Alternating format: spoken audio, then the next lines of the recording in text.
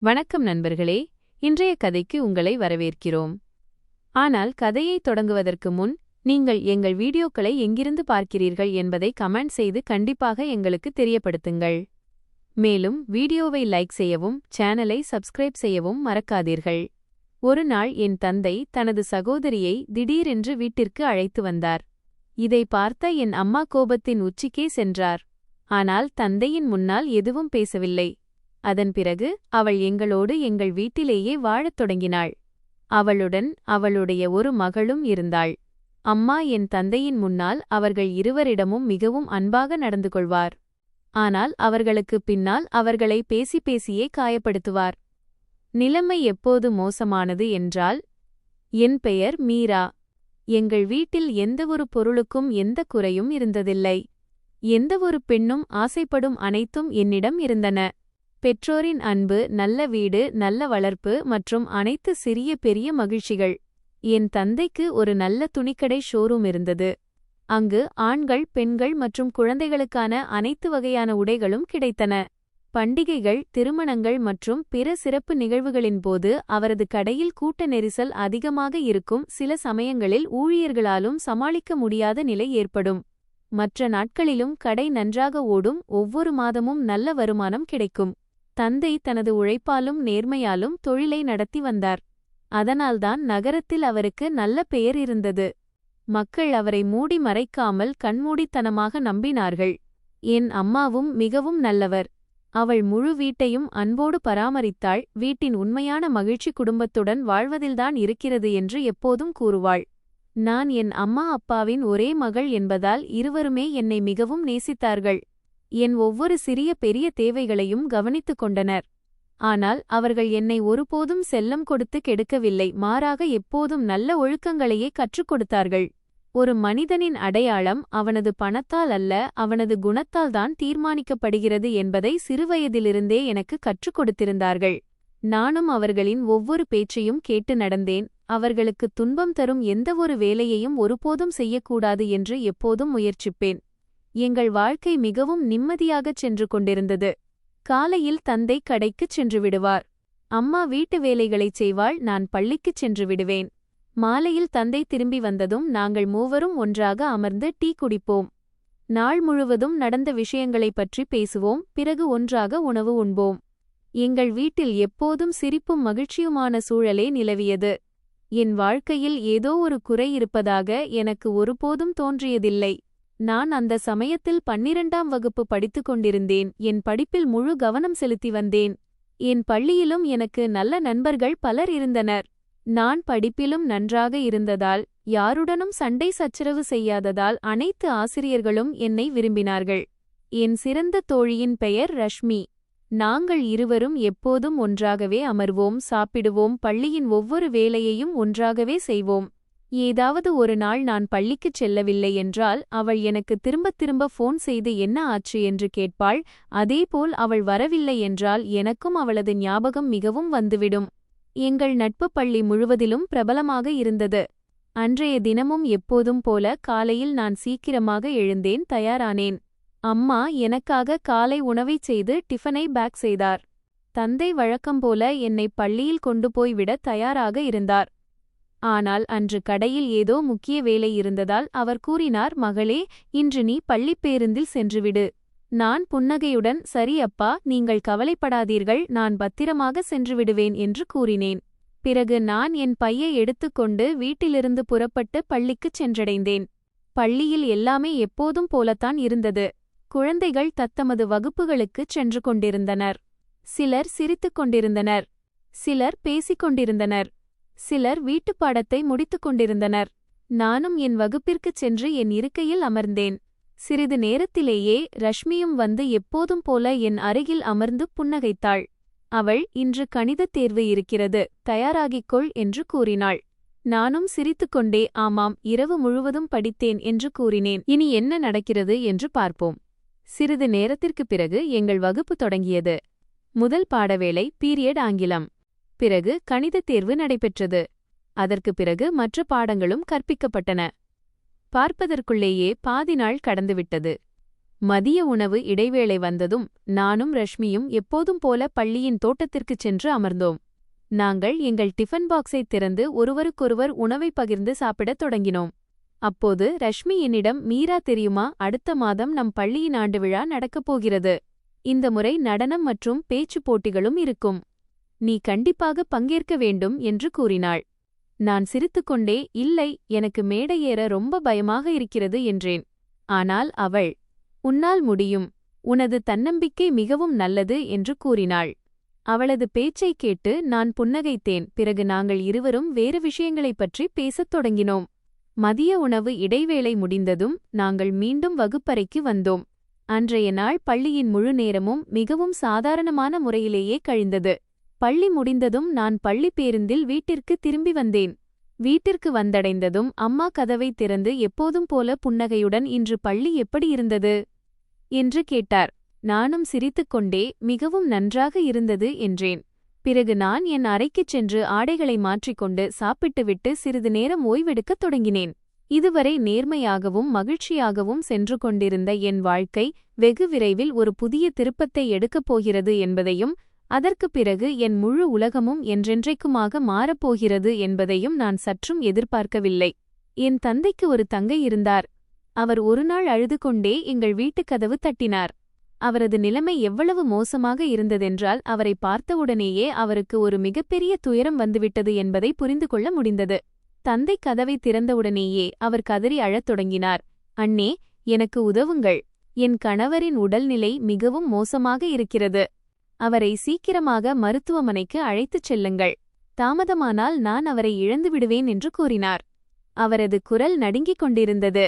கண்களிலிருந்து கண்ணீர் நின்றபாடில்லை. தந்தை ஒரு கணம் கூட தாமதிக்கவில்லை. அவர் உடனடியாக காரை எடுத்துக்கொண்டு தன் தங்கையுடன் அவரது வீட்டை நோக்கி புறப்பட்டார். அவர் எங்கள் நகரத்திலேயேதான் வசித்து வந்தார். பல ஆண்டுகளுக்கு முன்பு அவர் தனது விருப்பப்படி திருமணம் செய்து கொண்டவர். அந்த சமயத்தில் குடும்பத்தினரின் சம்மதம் இல்லாமல் திருமணம் செய்து கொண்டதால் தந்தை அவர் மீது கோபமாக இருந்தது உண்மைதான். ஆனால் காலப்போக்கில் அவரது கோபம் தணிந்துவிட்டது. இறுதியில் அவர் தந்தையின் ஒரே தங்கை அல்லவா? அவரைத் தவிர தந்தைக்கு வேறு சகோதரனோ சகோதரியோ இல்லை. அதனால் எவ்வளவுதான் கோபம் இருந்தாலும் தந்தையின் இதயத்தில் தன் தங்கையின் மீதான அன்பு எப்போதும் இருந்தது. அத்தை பஸ்டைல் மற்றும் அவரது கணவர் பெரிய பணக்காரர்கள் அல்ல. ஏதோ கஷ்டப்பட்டு தங்கள் குடும்பத்தை நடத்தி வந்தார்கள். அவர்களிடம் அதிக பணம் இருக்கவில்லை. மேலும் கடந்த நீண்ட காலமாகவே அவரது கணவர் ஒரு கொடூரமான நோயுடன் போராடிக் கொண்டிருந்தார். அவருக்கு புற்றுநோய், கேன்சர் இருப்பதாக மருத்துவர்கள் கூறியிருந்தனர். சிகிச்சையும் நடந்து கொண்டிருந்தது. ஆனால் நோய் நாளுக்கு நாள் அதிகரித்து கொண்டே சென்றது. பணப்பற்றாக்குறை காரணமாக அவரது சிகிச்சையும் சரியாக நடக்க முடியவில்லை. அத்தை இரவும் பகலும் அவருக்கு சேவை செய்தார். ஆனால் இப்போது அவரது நிலைமை மிகவும் மோசமடைந்ததால் என்ன செய்வதென்றே அவருக்கு புரியவில்லை. தந்தை அங்கு சென்றடைந்தபோது தன் மைத்துனரின் மூச்சு மிகவும் வேகமாக போய்க் கொண்டிருப்பதைக் கண்டார். உடல் முற்றிலும் பலவீனமடைந்திருந்தது. கண்களும் சரியாகத் திறக்கவில்லை. தந்தை எப்படியோ அவரை காரில் அமர வைத்து வேகமாக மருத்துவமனைக்கு அழைத்துச் சென்றார். ஆனால் அங்கு சென்றடைந்ததும் மருத்துவர்கள் அவரை பரிசோதித்து சிறிது நேரத்திற்குப் பிறகு மிகவும் வருத்தத்துடன், எங்களை மன்னித்து விடுங்கள், ஆனால் இப்போது மிகவும் தாமதமாகிவிட்டது. இனி இவரிடம் எதுவும் பாக்கியில்லை. எங்களால் இவரை காப்பாற்ற முடியாது என்று கூறினர். இதைக் கேட்டதும் அத்தையின் உலகமே அழிந்துவிட்டது போலாகிவிட்டது. அவர் உரக்க அழத் தொடங்கினார். மீண்டும் மீண்டும் தன் கணவரின் கையை பிடித்துக்கொண்டு அவரை எழுப்ப முயற்சி செய்தார். என்னை தனியாக விட்டுவிட்டுச் செல்லாதீர்கள் என்று கூறிக்கொண்டே இருந்தார். ஆனால் இப்போது எல்லாமே முடிந்துவிட்டிருந்தது. தந்தையின் கண்களிலும் கண்ணீர் வந்துவிட்டது. அவர் தன் தங்கையை தேற்ற முயன்றார். ஆனால் அந்த நேரத்தில் அவரை தேற்றுவது யாராலும் முடியாத காரியமாக இருந்தது. சிறிது நேரத்திற்குப் பிறகு தேவையான அனைத்து காகிதச் சான்றிதழ் நடவடிக்கைகளும் முடிவடைந்தன. பின்னர் தந்தை தனது மைத்துனரின் இறுதிச் சடங்கையும் தன் கரங்களாலேயே செய்து வைத்தார். ஏனென்றால் அந்த பொறுப்பை நிறைவேற்ற அங்கு வேறு யாரும் இருக்கவில்லை. அத்தை முற்றிலும் உடைந்து போய் இருந்தார். அவருக்கு ரியா என்ற ஒரு சிறிய மகள் இருந்தாள். அவளும் தன் தாய் அழுவதைப் பார்த்து பயந்து ஒரு மூலையில் நின்று கொண்டிருந்தாள். தன் அப்பா இனி என்றைக்குமே திரும்பி வரமாட்டார் என்பது ஒருவேளை அவளுக்கு முழுமையாக புரியாமல் கூட இருந்திருக்கலாம். இருவரின் நிலைமையையும் பார்த்த தந்தை இனி தன் தங்கையையும் தன் மருமகளையும் தனியாக விடக்கூடாதென அன்றே முடிவெடுத்தார். இறுதிச் சடங்கிற்குப் பிறகு அவர் இருவரையும் தன்னுடன் வீட்டிற்கு அழைத்து வந்தார். இனிமேல் இதுதான் உங்கள் வீடு. நீங்கள் இருவரும் எங்கும் செல்ல மாட்டீர்கள். நான் உயிரோடு இருக்கும் வரை நீங்கள் எதைப் பற்றியும் கவலைப்படத் தேவையில்லை என்று தெளிவுபட கூறிவிட்டார். அத்தை மிகவும் மறுத்தார். தான் யாருக்கும் பாரமாக இருக்க விரும்பவில்லை என்று கூறினார். ஆனால் தந்தை அவரது எந்த பேச்சையும் கேட்காமல் இருவரையும் தன்னுடன் அழைத்து வந்தார். ஆரம்பத்தில் வீட்டின் சூழ்நிலை நன்றாகத்தான் இருந்தது. ஆனால் அம்மாவின் முகத்தை பார்த்தபோதே அவருக்கு இந்த விஷயம் சிறிதும் பிடிக்கவில்லை என்பது தெளிவாகத் தெரிந்தது. தந்தையின் முடிவை அவர் முன்னிலையில் யாராலும் மாற்ற முடியாது என்பதால் மட்டுமே அம்மா அந்த நேரத்தில் அமைதியாக இருந்தார். அவர் வெளிப்புறமாக எதுவும் சொல்லவில்லை. ஆனால் வீட்டில் மேலும் இருவர் வந்துவிட்டார்கள் என்ற எண்ணம் அவரது மனதில் ஆழமாக பதிந்துவிட்டது. நாட்கள் மெல்ல மெல்ல நகரத் தொடங்கின. அம்மாவின் நடந்து கொள்ளும் முறையும் மாறத் தொடங்கியது. அவர் சின்ன சின்ன விஷயங்களுக்கும் அத்தையை குறை கூறத் தொடங்கினார். சில நேரங்களில் வீட்டின் வேலைகள் சரியாக நடப்பதில்லை என்பார். சில நேரங்களில் செலவு மிகவும் வதிவிட்டது என்பார். சில நேரங்களில் காரணமே இல்லாமல் அவர் மீது கோபப்படுவார். அத்தை ஒவ்வொரு முறையும் அமைதியாகவே இருந்தார். ஏனென்றால்தான் பதில் பேசினால் தந்தை மன உளைச்சலுக்கு ஆளாவார் என்று அவர் நினைத்தார். அவர் இரவும் பகலும் வீட்டின் அனைத்து வேலைகளையும் செய்தார். காலையில் அனைவருக்கும் முன்பாக எழுவார், சமைப்பார், வீட்டை சுத்தம் செய்வார், பாத்திரங்களை கழுவுவார், துணிகளை துவைப்பார். இருந்தாலும் அம்மாவுக்கு அதில் ஏதேனும் ஒரு குறைதான் கண்ணுக்கு தெரிந்தது. ரியாவும் மிகவும் அமைதியான மற்றும் விவரமான பெண். அவள் தன் தந்தையை இழந்துவிட்டாள். அதனால் அவள் ஏற்கனவே மிகவும் சோகமாக இருந்தாள். ஆனால் இப்போது வீட்டின் சூழ்நிலையை பார்த்து இன்னும் அமைதியாகிவிட்டாள். அவளுக்கு படிப்பதில் மிகுந்த ஆர்வம் இருந்தது. அவள் தன் பள்ளியில் ஒரு நல்ல மாணவியாக இருந்தாள். எப்போதும் நல்ல மதிப்பெண்களைப் பெறுவாள். அவளது ஆசிரியர்களும் அவளை பாராட்டுவார்கள். ஆனால் அம்மாவுக்கு அவளது படிப்பிற்காக பணம் செலவழிப்பது சிறிதும் பிடிக்கவில்லை.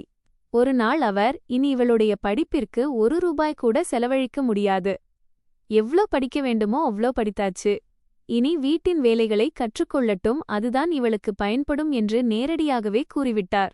அத்தை மிகவும் கைகூப்பி இவளது படிப்பை நிறுத்த வேண்டாம், இவளது வாழ்க்கை சிறப்பாக அமையும் என்று கேட்டுக்கொண்டார். ஆனால் அம்மா அவரது பேச்சை கேட்கவே இல்லை. அடுத்த நாளே அவர் ரியாவை பள்ளியிலிருந்து நிறுத்திவிட்டார்.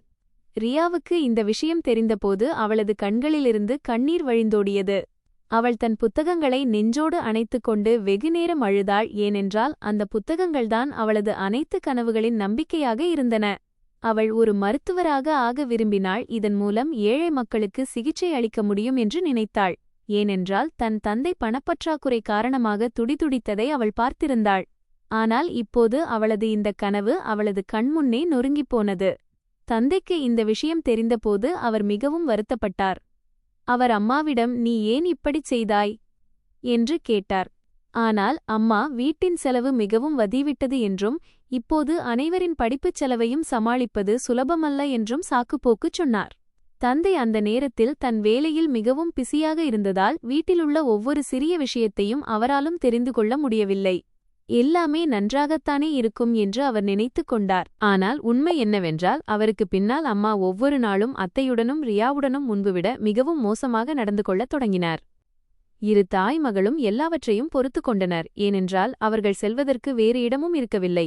மேலும் தங்களால் தந்தைக்கும் அம்மாவுக்கும் இடையே எந்த பிரச்சினையும் வரக்கூடாது என்றும் நினைத்தார்கள்.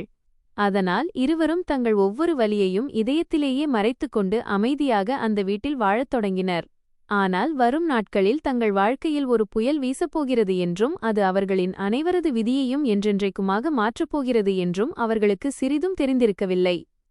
மெல்ல மெல்ல நாட்கள் கடந்தன. வெளிப்புறமாக பார்க்கும்போது எல்லாமே முன்பு போலத்தான் தெரிந்தது.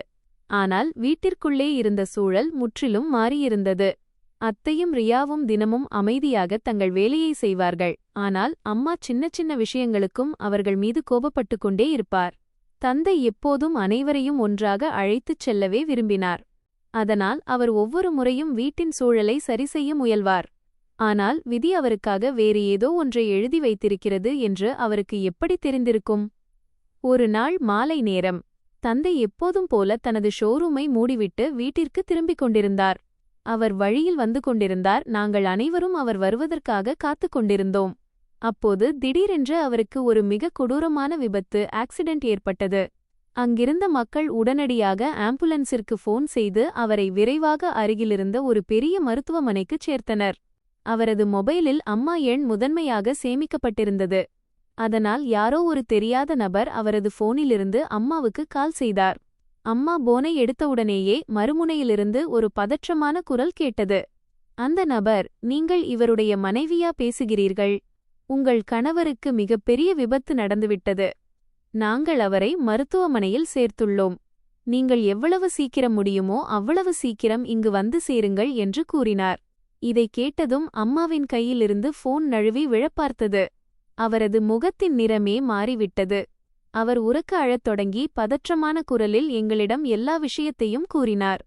நாங்கள் அனைவரும் ஒரு கணத்தைக் கூட வீணாக்காமல் அவசரமாக வீட்டிலிருந்து புறப்பட்டு நேராக மருத்துவமனைக்குச் சென்றோம். வழிநெடுகிலும் என் இதயத் துடிப்பு எவ்வளவு வேகமாக இருந்ததென்றால் நெஞ்சே வெடித்துவிடும் போல எனக்குத் தோன்றியது.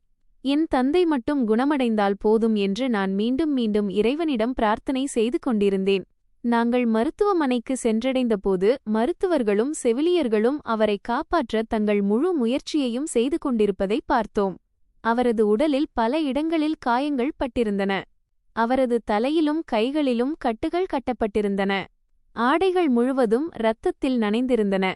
அவரை பார்த்ததும் என் அலறல் சத்தம் வெளியே வந்துவிட்டது. நான் ஓடிச் சென்று அவரிடம் செல்ல விரும்பினேன். ஆனால் மருத்துவர்கள் எங்களை வெளியிலேயே தடுத்துவிட்டனர். சிறிது நேரத்திற்குப் பிறகு ஒரு மருத்துவர் வெளியே வந்தார். அவரது முகத்தில் கவலை தெளிவாகத் தெரிந்தது. நான் நடுங்கும் குரலில், டாக்டர் சார், என் தந்தை எப்படி இருக்கிறார்? அவருக்கு என்ன ஆச்சு? அவர் குணமடைந்து விடுவார் அல்லவா என்று கேட்டேன். மருத்துவர் ஒரு பெருமூச்சு விட்டுக்கொண்டு, இவரது உடலிலிருந்து மிகவும் அதிகமான இரத்தம் வெளியேறிவிட்டது. இப்போது இவரது நிலைமை மிகவும் கவலைக்கிடமாக உள்ளது. இவருக்கு உடனடியாக சரியான இரத்தம் கிடைக்கவில்லையென்றால் இவரை காப்பாற்றுவது மிகவும் கடினமாகிவிடும் என்று கூறினார். நாங்கள் அனைவரும் தாமதிக்காமல், டாக்டர், எங்கள் இரத்தத்தை எடுத்துக்கொள்ளுங்கள். என்ன செய்ய வேண்டுமோ செய்யுங்கள். தயவு செய்து இவரை காப்பாற்றுங்கள் என்று கூறினோம். அப்போது மருத்துவர் எங்களை பார்த்து, முதலில் நாங்கள் இவரது இரத்த வகையை பிளட் குரூப் பரிசோதிக்க வேண்டும் என்று கூறினார். சிறிது நேரத்திலேயே பரிசோதனை அறிக்கைகள், ரிப்போர்ட்ஸ் வந்தன. மருத்துவரின் முகம் இன்னும் தீவிரமடைந்தது. அவர், உங்கள் தந்தையின் இரத்த வகை மிகவும் அரிய வகை ரேர் பிளட் குரூப் இரத்தமாகும். இந்தியாவில் மிகவும் சிலரிடமே இது காணப்படுகிறது. மிகப்பெரிய பிரச்சனை என்னவென்றால் இவருக்கு வேறு எந்த இரத்த வகையின் இரத்தத்தையும் செலுத்த முடியாது. இவருக்கு இந்த இரத்தம் மட்டுமே தேவை. கூடிய விரைவில் இந்த இரத்தம் கிடைக்கவில்லையென்றால் இவரை காப்பாற்றுவது மிகவும் கடினமாகிவிடும் என்று கூறினார். மருத்துவரின் பேச்சைக் கேட்டதும் எங்கள் கால்களுக்கு கீழே இருந்த நிலமே நழுவிப்போனது போலிருந்தது. இனி என்ன செய்வதென்றே எங்களுக்கு புரியவில்லை. நாங்கள் உடனடியாக வெவ்வேறு திசைகளில் ஓடினோம். யாரோ ஒருவர் இரத்த வங்கியில் பிளட் பேங்க் போன் செய்தார். சிலர் வேறு மருத்துவமனைகளில் விசாரித்தனர். சிலர் தங்களுக்கு தெரிந்தவர்களிடம் பேசினர். சிலர் நகரத்தின் பெரிய மருத்துவமனைக்கு சென்றனர். வேறு சிலர் மருத்துவர்களிடம் உதவி கேட்கத் தொடங்கினர். ஆனால் ஒவ்வொரு இடத்திலிருந்தும் ஒரே ஒரு பதில் மட்டுமே கிடைத்தது. இந்த இரத்த வகை மிகவும் அரியது என்றும் இந்த நேரத்தில் அது கிடைக்கவில்லை என்றும் கூறினர். ஒவ்வொரு முறையும் போன் அடிக்கும்போது ஒருவேளை எங்கிருந்தாவது இரத்தம் கிடைத்திருக்குமோ என்ற நம்பிக்கை எங்களுக்கு ஏற்படும். ஆனால் ஒவ்வொரு முறையும் ஏமாற்றமே எஞ்சியது. நேரம் தொடர்ந்து கடந்து கொண்டே இருந்தது. ஒவ்வொரு நிமிடம் கடக்கும்போதும் தந்தையின் நிலைமை மேலும் மோசமடைந்து கொண்டே சென்றது. மருத்துவர் மீண்டும் மீண்டும் வெளியே வந்து இரத்தத்திற்கு ஏற்பாடு ஆகிவிட்டதா என்று கேட்பார். ஆனால் அவர்களிடம் இல்லை என்று பதில் சொல்வதைத் தவிர எங்களிடம் வேறு எதுவும் இருக்கவில்லை. நான் மருத்துவமனையின் கோயிலுக்குச் சென்று கைகூப்பி அழுதுகொண்டே இருந்தேன். இறைவனிடம், என் தந்தையைக் காப்பாற்றுங்கள். அவருக்கு பதிலாக என் உயிரை எடுத்துக்கொள்ளுங்கள். ஆனால் அவருக்கு எதுவும் ஆகிவிடக்கூடாது என்று வேண்டிக்கொண்டே இருந்தேன். அம்மாவின் நிலைமையும் முற்றிலும் மோசமாகிவிட்டது. அவர் சில சமயம் அழுவார், சில சமயம் மயக்கமடைவார், சில சமயம் மருத்துவர்களின் முன்னால் கைகூப்பி, என் கணவரைக் காப்பாற்றுங்கள், என் வாழ்நாள் முழுவதும் உங்கள் நன்றியை மறக்க மாட்டேன் என்று கூறுவார். அத்தையும் அழுது கொண்டிருந்தார். ரியா ஒரு மூலையில் நின்று பயந்தபடி எல்லாவற்றையும் பார்த்து கொண்டிருந்தாள். மருத்துவமனை முழுவதும் எங்கள் அழுகை சத்தம் மட்டுமே எதிரொலித்துக் கொண்டிருந்தது. ஆனால் விதியோ வேறு ஏதோ ஒன்றைத்தான் விரும்பியது போலிருக்கிறது. நாங்கள் எங்கள் தரப்பிலிருந்து ஒவ்வொரு முயற்சியையும் செய்தோம். எந்தக் குறையும் வைக்கவில்லை. ஆனால் இந்த இரத்த வகையின் ஒரு யூனிட் இரத்தம் கூட எங்கிருந்தும் கிடைக்கவில்லை. இறுதியில் சிறிது நேரத்திற்குப் பிறகு மருத்துவர் மீண்டும் வெளியே வந்தார். இந்த முறை அவர் என்ன சொல்லப் போகிறார் என்பது அவரது முகத்திலேயே தெளிவாக தெரிந்தது.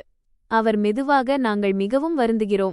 நாங்கள் எங்கள் தரப்பிலிருந்து முழுமையாக முயன்றோம், ஆனால் மிகவும் அதிகமான இரத்தம் வெளியேறிவிட்ட காரணத்தால் எங்களால் இவரை காப்பாற்ற முடியவில்லை. சரியான நேரத்தில் இரத்தம் கிடைத்திருந்தால் ஒருவேளை இவரது உயிரை காப்பாற்றியிருக்கலாம். ஆனால் இப்போது மிகவும் தாமதமாகிவிட்டது. உங்கள் தந்தை இனி இந்த உலகில் இல்லை என்று கூறினார். மருத்துவரின் வாயிலிருந்து இந்த வார்த்தைகளைக் கேட்டதும் என் முழு உலகமும் ஒரே கணத்தில் முடிந்துவிட்டது போலிருந்தது. என் கால்களுக்கு கீழே நிலமே நழுவிப்போனது. என் கண்களுக்கு முன்னால் இருள் சூழ்ந்தது. நான் அங்கேயே தரையில் அமர்ந்து உரக்க அழத் தொடங்கினேன். அம்மா இந்தச் செய்தியை கேட்டவுடனேயே மயங்கித் தரையில் விழுந்தார். அத்தையும் கதறி அழத் தொடங்கினார். ரியாவின் கண்களிலிருந்து தொடர்ந்து கண்ணீர் வழிந்து கொண்டே இருந்தது. மருத்துவமனையின் அந்த தருணம் எங்கள் வாழ்க்கையின் மிகவும் வேதனையான தருணமாக மாறியது. எந்த மனிதர் எப்போதும் முழு குடும்பத்தையும் அரவணைத்து பாதுகாத்தாரோ, யார் ஒவ்வொரு கஷ்டத்திலும் அனைவருக்கும் துணையாக நின்றாரோ, யார் எங்களுக்கு மிகப்பெரிய பலமாக இருந்தாரோ, அவர் எங்களை என்றென்றைக்குமாக விட்டுவிட்டுச் சென்றுவிட்டார். அன்று எங்கள் தலைக்கு மேலே இருந்த உலகத்தின் மிக வலிமையான நிழல் மறைந்துவிட்டது போலவும், இனி எங்கள் வாழ்க்கை ஒருபோதும் முன்பு போல இருக்கப்போவதில்லை என்றும் தோன்றியது. பிறகு தந்தையின் இறுதிச் சடங்குகள் செய்யப்பட்டன. அன்று முழு வீட்டின் அனைத்து மகிழ்ச்சிகளும் ஒரே கணத்தில் அழிந்துவிட்டது போன்ற ஒரு மயான அமைதி நிலவியது. எங்கும் அழுகை சத்தங்கள் மட்டுமே இருந்தன. உறவினர்களும் வருத்தத்தில் இருந்தனர். ஆனால் மிகப்பெரிய வெற்றிடம் எங்கள் வீட்டில்தான் இருந்தது. ஏனென்றால் இத்தனை ஆண்டுகள் இந்த வீட்டை பராமரித்து வந்த அந்த மனிதர் இப்போது எங்களிடையே இல்லை. இறுதிச் சடங்கிற்குப் பிறகு அனைவரும் அவரவர் வீட்டிற்கு திரும்பியதும் வீட்டின் சூழல் இன்னும் அதிகமாக சோகமடைந்தது. ஒவ்வொரு மூலையிலும் தந்தையின் நினைவுகள் நிறைந்திருந்தன. அவரது நாற்காலி காலியாக கிடந்தது. அவரது அறை அப்படியே இருந்தது. அவரது பொருட்கள் அங்கேயே வைக்கப்பட்டிருந்தன. ஆனால் அவற்றை பயன்படுத்திய மனிதர் இப்போது இந்த உலகில் இல்லை. நானும் உள்ளுக்குள் முற்றிலும் உடைந்து போயிருந்தேன். ஆனால் அம்மாவின் இதயத்தில் துயரத்தோடு சேர்த்து கோபமும் நிறைந்திருந்தது. மேலும் அவர் தனது இந்த துயரத்திற்கு அத்தையைத்தான் காரணமாக்கினார். அவர் மீண்டும் மீண்டும் கோபத்துடன், இந்த மூதேவி அதிர்ஷ்டமில்லாதவள் மட்டும் எங்கள் வீட்டிற்கு வராமல் இருந்திருந்தால் இன்று என் கணவர் உயிரோடு இருந்திருப்பார். இவளால்தான் எங்கள் குடும்பமே நாசமாகப் போனது என்று கூறுவார். முதலில் இவளது கணவர் இறந்தார், இப்போது என் கணவரும் சென்றுவிட்டார். இவள் எங்கள் வீட்டில் காலடி எடுத்து வைத்தாள். அப்போதிலிருந்தே எங்கள் குடும்பத்தின் மகிழ்ச்சி அழிந்துவிட்டது என்று கூறுவார். அத்தை இதையெல்லாம் கேட்டும் எதுவும் சொல்ல மாட்டார். அவர் அமைதியாக தன் கண்ணீரை துடைத்துக்கொண்டு தன் மகள் ரியாவை நெஞ்சோடு அணைத்துக்கொண்டு அமர்ந்து விடுவார். தான் என்ன பேசினாலும் அம்மாவின் கோபம் குறையாது என்பது அவருக்கு தெரியும். அதனால் அவர் அமைதியாக இருப்பதே மேல் என நினைத்தார். தந்தை மறைந்த பிறகு அம்மாவை தடுப்பவர் எவருமே இல்லாத நிலை உருவானது. இப்போது அவர் முன்பை விட மிகவும் கண்டிப்பானவராக மாறினார். சின்னஞ்சிறிய விஷயங்களுக்கும் அத்தையையும் ரியாவையும் வைவார். சில நேரங்களில் உணவை குறித்தும், சில நேரங்களில் வீட்டு வேலைகளை குறித்தும், சில நேரங்களில் காரணமே இல்லாமலும் அவர்களை கடுமையாக பேசி காயப்படுத்துவார். ரியா ஏற்கனவே தன் தந்தையை இழந்துவிட்டாள். இப்போது தனக்கு தந்தைக்கும் மேலாக இருந்த தாய்மாமனையும் இழந்துவிட்டாள். ஆனால் அவளுக்கு தன் துயரத்தை விட தன் தாயைப் பற்றிய கவலையே அதிகமாக இருந்தது. ஏனென்றால் இப்போது அவரது உடல்நிலையும் தொடர்ந்து மோசமடையத் தொடங்கியிருந்தது. ரியா என்னை விட மூத்தவள். அவள் தன் 12ஆம் வகுப்பு படிப்பை நல்ல மதிப்பெண்களுடன் முடித்திருந்தாள். அவளுக்கு படிப்பதில் மிகுந்த ஆர்வம் இருந்தது. மேலும் மேல் படிப்புக்காக கல்லூரி சென்று தன் படிப்பை முடிக்க விரும்பினாள். அவளுக்கு ஏராளமான கனவுகள் இருந்தன. தன் தாய்க்கு ஒரு நல்ல வாழ்க்கையை அமைத்துக் கொடுப்பதற்காக தன் சொந்த காலில் நிற்க விரும்பினாள். ஆனால் அம்மாவோ, இனிமேல் மேற்கொண்டு படிப்பு எதுவும் தேவையில்லை. உனது படிப்பிற்காக பணத்தை வீணடிக்க வீட்டின் செலவு ஒன்றும் அவ்வளவு குறைவாக இல்லை. இனி நீ இந்த வீட்டின் வேலைகளை மட்டுமே செய்ய வேண்டும், இதுதான் உனது வாழ்க்கை என்று நேரடியான வார்த்தைகளில் கூறிவிட்டார். ரியா எவ்வளவோ எடுத்துச் சொல்ல முயன்றாள். தான் படிப்போடு சேர்த்து வீட்டின் அனைத்து வேலைகளையும் செய்து முடிப்பதாக கூறினாள். ஆனால் அம்மா அவளது எந்தவொரு பேச்சையும் கேட்காமல் அவளது அனைத்து கனவுகளையும் அன்றைய தினமே அழித்துவிட்டார். மெல்ல மெல்ல அத்தையின் உடல்நிலை இன்னும் மோசமடையத் தொடங்கியது. முதலில் அவருக்கு லேசான இருமல் இருந்தது. ஆனால் சில மாதங்களிலேயே அவரது நிலைமை எவ்வளவு மோசமடைந்தது என்றால், மருத்துவர்கள் பரிசோதனைக்குப் பிறகு அவருக்கு காசநோய் டிபி ஏற்பட்டிருப்பதாக கூறினர். இதை கேட்டதும் ரியாவின் கண்களிலிருந்து கண்ணீர் பெருகியது. ஏனென்றால் ஏற்கனவே நோயின் காரணமாக தன் தந்தையை இழந்துவிட்டாள். இப்போது தன் தாயும் தன்னை விட்டுப் பிரிந்து சென்று விடுவாரோ என்ற பயம் அவளுக்கு ஏற்பட்டது. நோய் அதிகரித்ததோடு சேர்த்து அத்தை எப்போதும் கடுமையான இருமலால் அவதிப்படத் தொடங்கினார். பல முறை இருமி இருமி அவருக்கு மூச்சுத்திணறல் ஏற்படும். அவரது உடல் மிகவும் பலவீனமடைந்துவிட்டது.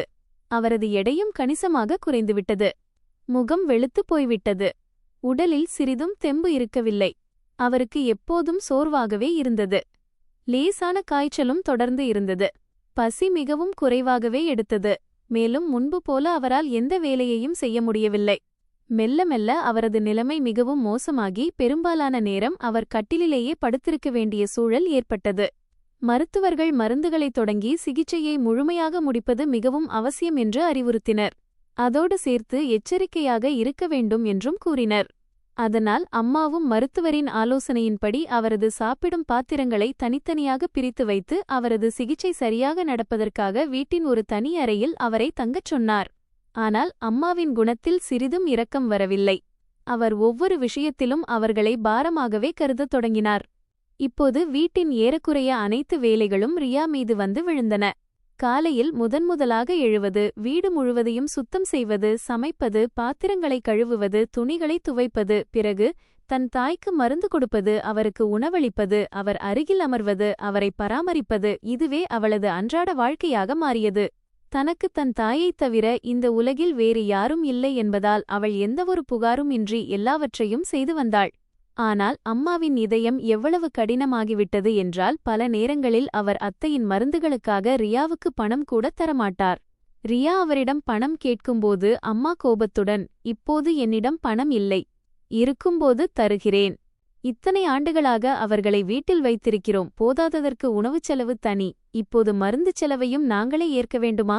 இதுவும் ஒன்றும் குறைந்த துன்பம் இல்லை என்று கூறுவார். ரியா அமைதியாக அவளது பேச்சை கேட்டுக்கொள்வாள். ஏனென்றால் விவாதிப்பதால் எந்த பயனும் இல்லை என்பது அவளுக்கு தெரியும். பலமுறை அவள் தன் தாய் மருந்தை வாங்குவதற்காக அங்கும் இங்கும் கடன் கேட்பாள். சில நேரங்களில் முழு பணமும் இல்லாததால் பாதி மருந்தை மட்டுமே வாங்குவாள். தன் தாய் சீக்கிரமாக குணமடைய வேண்டும் என்று அவள் தினமும் இறைவனிடம் பிரார்த்தனை செய்து வந்தாள். ஆனால் விதிக்கு வேறு ஏதோ ஒன்றுதான் சம்மதமாக இருந்தது போலிருக்கிறது. ஒரு நாள் காலை நேரம். வீட்டில் அனைவரும் இன்னும் தத்தம் அறைகளில்தான் இருந்தனர். அப்போது திடீரென்று ரியா உரக்க அழும் சத்தம் வீடு முழுவதும் எதிரொலித்தது. அவளது அத்தகைய அலறலை இதற்கு முன் யாருமே கேட்டதில்லை. நான் பயந்து போய் ஓடி அவளது அறையை நோக்கிச் சென்றேன். நான் உள்ளே சென்றடைந்ததும் ரியா தன் தாயின் அருகில் அமர்ந்து அவரை உலுக்கி உலுக்கி எழுப்பிக் கொண்டும் உரக்க அழுதுகொண்டும் இருப்பதை பார்த்தேன். ஆனால் அத்தையோ என்றென்றைக்குமாக இந்த உலகத்தை விட்டு பிரிந்து சென்றிருந்தார். அவரது மூச்சு நின்று போயிருந்தது. அவரது கண்கள் என்றென்றைக்குமாக மூடப்பட்டிருந்தன. ரியா தன் தாயை நெஞ்சோடு அணைத்துக்கொண்டு கதறி அழுது கொண்டிருந்தாள். அவள் மீண்டும் மீண்டும், அம்மா, என்னை தனியாக விட்டுட்டு போகாதீங்க, ஹவே இந்த உலகத்துல எனக்குன்னு யாருமே இல்லை என்று கூறிக்கொண்டே இருந்தாள். ஆனால் அவளது குரலை கேட்க இப்போது யாருமே இருக்கவில்லை. அந்த நேரத்திலும் எனக்கோ என் அம்மாவுக்கோ அவர்கள் மீது எந்த இரக்கமும் வரவில்லை. அம்மா தனது சொந்த நாத்தனாருக்காக 2 சொட்டு கண்ணீர் கூட சிந்தவில்லை. அவரது முகத்தில் சோகத்தை விட கடினத்தன்மையே அதிகமாகத் தெரிந்தது. அவர், நடக்க வேண்டியது நடந்துவிட்டது, இனி அழுவதால் யாரும் திரும்பி வரப்போவதில்லை என்று மட்டுமே கூறினார். அதன் பிறகு அமைதியாக அவரது இறுதிச் சடங்குகள் செய்யப்பட்டன. ரியா நேரம் முழுவதும் அழுது கொண்டே இருந்தாள். ஆனால் அவளை தேற்றுவதற்கு அங்கு யாருமே இருக்கவில்லை. இறுதிச் சடங்கு முடிந்து வீட்டிற்கு திரும்பியவுடனேயே அம்மா அவளது நிலைமையை கூட பொருட்படுத்தாமல் அவளிடம், சரி, அழுதது போதும், இனி இந்த வீட்டின் அனைத்து வேலைகளையும் நீதான் செய்ய வேண்டும். இப்போது உன்னுடைய அம்மாவும் இல்லை, அதனால் இனி எந்த சாக்குப்போக்கும் செல்லாது. காலையிலிருந்து இரவு வரை வீட்டின் ஒவ்வொரு வேலையையும் நீ மட்டுமே தனியாகச் செய்வாய் என்று கூறிவிட்டார்.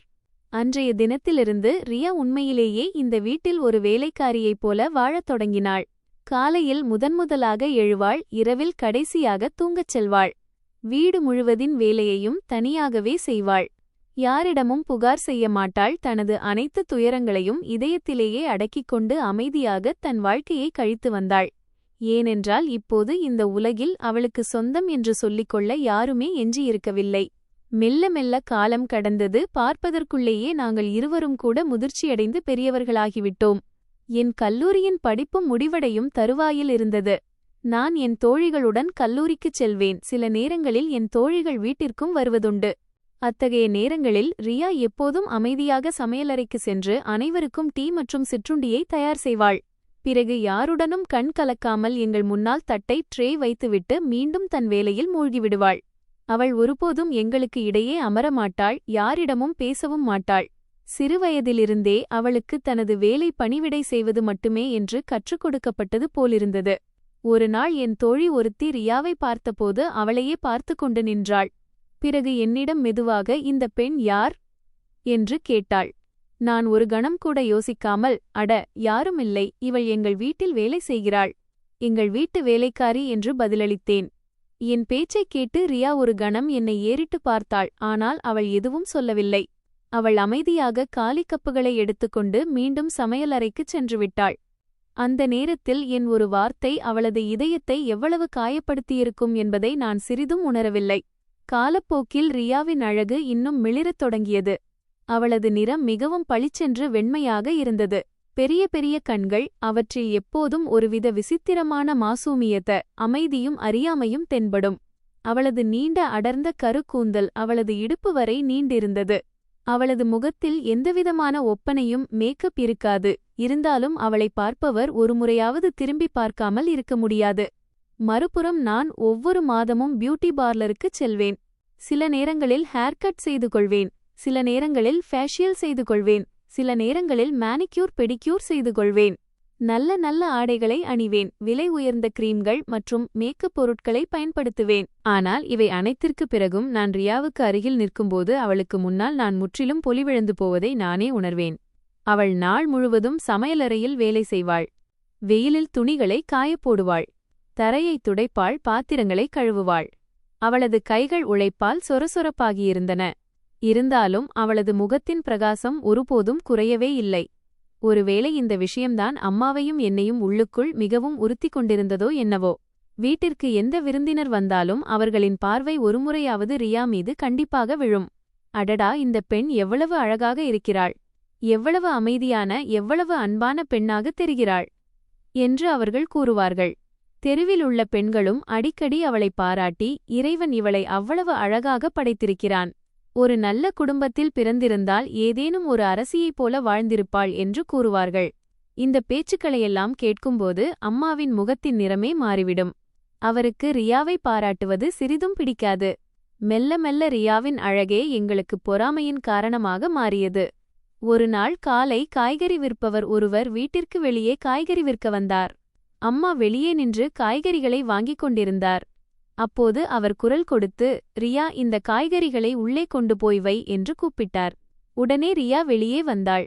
அவள் தலையில் துப்பட்டாவை போட்டுக்கொண்டு அமைதியாக காய்கறி கூடையை தூக்கத் தொடங்கினாள். அப்போது காய்கறி விற்பவர் அவளை பார்த்து புன்னகைத்துக் கொண்டே, அம்மா, இந்த பெண் எவ்வளவு அழகாக இருக்கிறாள், இவள் உங்கள் மகளா என்று கேட்டான். அவன் பேச்சைக் கேட்டதுமே அம்மாவின் முகம் கோபத்தால் சிவந்தது. அவர் உடனடியாக, இல்லை, இவள் என் மகள் இல்லை, இவள் எங்கள் வீட்டில் வேலை செய்கிறாள், நீ உன் வேலையைப் பார், அதிகமாக அங்குமிங்கும் பார்க்க தேவையில்லை என்று கூறினார். காய்கறி விற்பவன் அமைதியாகி அங்கிருந்து சென்றுவிட்டான். ஆனால் அவன் சென்றவுடனேயே அம்மா தன் முழு கோபத்தையும் ரியா மீது திருப்பத் தொடங்கினார். அவர் அவளை கடிந்து கொண்டு, எத்தனை முறை சொல்வது துப்பட்டாவை சரியாக போட்டுக்கொள் என்று, நீ ஒன்றும் இப்போது சிறிய குழந்தை கிடையாது, கொஞ்சம் ஒழுங்காக இரு, எல்லார் முன்னாடியும் வந்து நிற்கத் தேவையில்லை என்று கூறினார். ரியா எப்போதும் போல தலையை குனிந்து கொண்டு எதுவும் பேசாமல் காய்கறிகளை எடுத்துக்கொண்டு உள்ளே சென்றுவிட்டாள். அவள் தன் தரப்பு நியாயத்தைச் சொல்ல ஒரு வார்த்தை கூட பேசவில்லை. ஏனென்றால்தான் சொல்வதை யாரும் கேட்கப் போவதில்லை என்பது அவளுக்குத் தெரியும். அவள் நாள் முழுவதும் வேலை மட்டுமே செய்து கொண்டிருப்பாள். யாரிடமும் தேவையில்லாமல் பேச மாட்டாள், யாரிடமும் சிரித்து பேச மாட்டாள், தனது துன்பத்தை ஒருபோதும் யாரிடமும் பகிர்ந்து கொள்ளவும் மாட்டாள். அவளது முகத்தில் எப்போதும் ஒருவித விசித்திரமான அமைதி குடிகொண்டிருக்கும். பல நேரங்களில் நானும் அவளை பார்த்து, இந்த பெண் ஏன் ஒருபோதும் புகார் செய்வதே இல்லை என்று யோசிப்பதுண்டு. ஒரு நாள் நான் அவளிடம், நீ நாள் முழுவதும் இயந்திரம் போல வேலை செய்து கொண்டே இருக்கிறாயே, உனக்கு சோர்வாகவே இருக்காதா? அம்மா எப்போதும் உன்னை திட்டிக்கொண்டே இருக்கிறாரே, உனக்கு அவர்கள் பேசுவது வருத்தமாக இல்லையா என்று கேட்டேன். அவள் மெதுவாக என்னை நிமிர்ந்து பார்த்து மிகவும் அமைதியான குரலில், இல்லை, அவர்கள் என்னை விட மூத்தவர்கள், என்னை அவர்கள் திட்டுகிறார்கள் என்றால் என் நன்மைக்காகத்தான் திட்டுவார்கள் என்று கூறினாள். இவ்வளவு கூறிவிட்டு அவள் மீண்டும் தன் பார்வையை கீழே தாழ்த்திக் கொண்டு தன் வேலையில் மூழ்கினாள். அவளது கண்களில் வலி தெளிவாகத் தெரிந்தது. ஆனால் அவள் ஒருபோதும் தன் துயரத்திற்கு வார்த்தை வடிவம் கொடுக்கவில்லை. அம்மா முன்பை விட அதிகமாக அவளிடம் வேலை வாங்கத் தொடங்கினார். சில நேரங்களில் ஏராளமான துணிகளை துவைக்கக் கொடுப்பார். சில நேரங்களில் வீடு முழுவதையும் சுத்தம் செய்யச் சொல்வார். தரையில் எங்காவது ஒரு சிறிய கரை இருந்தாலும் முழு தரையையும் மீண்டும் கழுவ வைப்பார். சமையலில் உப்பு சிறிதளவு குறைந்தாலோ அல்லது அதிகமானாலோ மணிக்கணக்கில் அவளை பேசியே காயப்படுத்துவார். ஆனால் ரியா ஒவ்வொரு முறையும் அமைதியாக எல்லாவற்றையும் பொறுத்துக்கொள்வாள். தன் விதியை அவள் அப்படியே ஏற்றுக்கொண்டது போலிருந்தது. ஒருநாள் அம்மா காலையிலிருந்தே மிகவும் மகிழ்ச்சியாக காணப்பட்டார். அவர் வீடு முழுவதையும் சுத்தம் செய்ய வைத்தார். நல்ல திரைச்சீலைகளை போட்டார். புதிய பாத்திரங்களை எடுத்தார். விதவிதமான பலகாரங்களை செய்யத் தொடங்கினார். நான் அவரிடம், என்ன அம்மா விஷயம்? இன்று ஏன் இவ்வளவு ஏற்பாடுகள் நடக்கிறது என்று கேட்டேன்.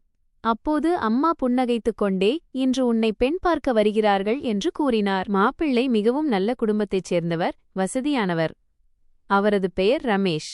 அவர் ஒரு மென்பொருள் பொறியாளர், சாஃப்ட்வேர் இன்ஜினியர். ஒரு பெரிய ஐடி நிறுவனத்தில் வேலை செய்கிறார். அவரது வேலை மிகவும் நல்லது. ஒவ்வொரு மாதமும் சுமார் 70,000 ரூபாய் சம்பளம் கிடைக்கிறது. அதனால் அவரது குடும்பமும் மிகவும் மகிழ்ச்சியாக இருக்கிறது. இவ்வளவு நல்ல வரன் அடிக்கடி அமையாது. அதனால் இன்று எந்த குறையும் இருந்துவிடக்கூடாது என்று கூறினார். அம்மாவின் மகிழ்ச்சியை பார்க்கவே நன்றாக இருந்தது. அவர் எனக்கு புதிய ஆடைகளை கொடுத்து, இன்று நீ மிகவும் அழகாக தயாராக வேண்டும் என்று கூறினார்.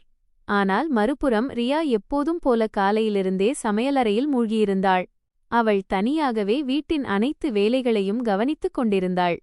அவளுக்கு மீண்டும் மீண்டும் வெவ்வேறு வேலைகள் ஏவப்பட்டு வந்தன. சில நேரங்களில் டீ போடுவது, சில நேரங்களில் பலகாரங்களை அடுக்கி வைப்பது, சில நேரங்களில் அறையை சுத்தம் செய்வது, சில நேரங்களில் விருந்தினர்களுக்கு தண்ணீர் வைப்பது என வேலைகள் தொடர்ந்தன. இன்றைய இந்த தினம்தான் தன் வாழ்க்கையை என்றென்றைக்குமாக மாற்றப்போகிறது என்பது பற்றி அவளுக்கு சிறிதும் தெரிந்திருக்கவில்லை. சிறிது நேரத்திலேயே விருந்தினர்கள் எங்கள் வீட்டிற்கு வந்து சேர்ந்தனர். அம்மா புன்னகையுடன் அனைவரையும் மிகவும் சிறப்பாக வரவேற்றார். மாப்பிள்ளை வீட்டார் அதிக நபர்கள் வரவில்லை. ரமேஷ் தனது தாய் தந்தையுடன் மட்டுமே வந்திருந்தான். அவன் தன் பெற்றோருக்கு ஒரே மகன். பார்ப்பதற்கு மிகவும் கம்பீரமாகவும் நாகரிகமாகவும் இருந்தான். அவனது முகத்தில் லேசான புன்னகை இருந்தது. பேசும் விதமும் மிகவும் நன்றாக இருந்தது. அம்மா அவர்களை மிகவும் மரியாதையுடன் வரவேற்பறைக்கு ஹால் அழைத்துச் சென்று நிம்மதியாக அமர வைத்தார். பிறகு அவர்களுக்கு குளிர்ந்த தண்ணீரும் சிற்றுண்டியும் வைக்கப்பட்டன. வீட்டின் சூழல் முழுவதும் மகிழ்ச்சியால் நிறைந்திருந்தது. இன்று இந்த வரன் கண்டிப்பாக முடிவாகிவிடும் என்ற முழு நம்பிக்கை இருந்ததால் அம்மாவின் முகத்தில் ஒரு தனி மகிழ்ச்சி தென்பட்டது. சிறிது நேரத்திற்குப் பிறகு அவர் என்னை கூப்பிட்டார். நானும் அன்றைய தினம் மிகவும் அழகாக தயாராகியிருந்தேன். புதிய சுடிதார் அணிந்திருந்தேன். லேசான ஒப்பனை செய்திருந்தேன். கூந்தலையும் அழகாக வாரியிருந்தேன். அம்மா என்னிடம் மெதுவாக பேசுமாறும் அதிகமாக சிரிக்க வேண்டாம் என்றும் என்ன கேட்கிறார்களோ அதற்கு மட்டும் பதிலளிக்குமாறும் மீண்டும் மீண்டும் அறிவுறுத்தியிருந்தார். நான் புன்னகைத்தபடியே வரவேற்பறைக்குச் சென்று அனைவரின் முன்னாலும் அமர்ந்தேன். ரமேஷின் அம்மா மிகவும் அன்பாக என் நல விசாரிப்புகளை கேட்டார். என் படிப்பை பற்றி கேட்டார். எனக்கு என்ன செய்ய பிடிக்கும் என்றும் கேட்டார். நானும் மெதுவாக அவரது அனைத்து கேள்விகளுக்கும் பதிலளித்துக் கொண்டிருந்தேன். எல்லாமே மிகவும் சரியாகச் சென்று கொண்டிருந்தது. அங்கே அம்மா ஏற்கனவே ரியாவிடம் கண்டிப்பான குரலில், நீ இன்று நேரம் முழுவதும் சமையலறையிலேயே இருக்க வேண்டும். விருந்தினர்களின் முன்னால் வரக்கூடாது. தவறிக்கூட வெளியே வந்தாய் என்றால் என்னை விட மோசமானவர் யாரும் இருக்க மாட்டார்கள் என்று கூறியிருந்தார். ரியா எப்போதும் போல தலையை குனிந்து கொண்டு சரி என்று மட்டுமே கூறிவிட்டு அமைதியாக சமையலறைக்கு சென்று வேலை செய்யத் தொடங்கினாள். அவள் தனியாகவே டீ போட்டுக் கொண்டிருந்தாள். பலகாரங்களை தட்டில் அடுக்கிக் கொண்டிருந்தாள். பாத்திரங்களை கவனித்துக் கொண்டிருந்தாள். மேலும் மீண்டும் மீண்டும் அம்மாவின் குரல் கேட்கும்போதெல்லாம் வெவ்வேறு வேலைகளை செய்து கொண்டிருந்தாள். சிறிது நேரத்திற்குப் பிறகு அம்மா என்னிடம் போய் டீ எடுத்துக்கொண்டு வா என்று கூறினார். நான் எழுந்து சமையலறைக்குச் சென்றேன். அங்கே ரியா மிகவும் கவனமாக சிற்றுண்டி தட்டுகளை அலங்கரித்துக் கொண்டிருந்தாள். அவள் அமைதியாக டீ கப்புகளை தட்டில் ட்ரே எடுத்து வைத்தாள். நான் அவற்றை எடுத்துக்கொண்டு வரவேற்பறைக்கு வந்தேன். அதன் பிறகு அம்மா சிக்னல் செய்து சிற்றுண்டியையும் எடுத்து வரச் சொன்னார். ரியா தட்டுகளை தயார் செய்து கதவருகே வைத்தாள். நான் அவற்றை எடுத்து விருந்தினர்களின் முன்னால் வைக்கத் தொடங்கினேன். அனைவரும் சிரித்துப் பேசியபடி இருந்தனர். ரமேஷின் தந்தை என் தந்தையின் பழைய தொழிலைப் பற்றி விசாரித்துக் கொண்டிருந்தார். அம்மா தனது விருப்பத்திற்கு ஏற்ப ஒவ்வொரு கேள்விக்கும் பதிலளித்துக் கொண்டிருந்தார். சூழல் மிகவும் இயல்பாக இருந்தது. அப்போது திடீரென்று சமையலறை பக்கத்திலிருந்து ஒரு பெரிய வெடிச்சத்தம் கேட்டது.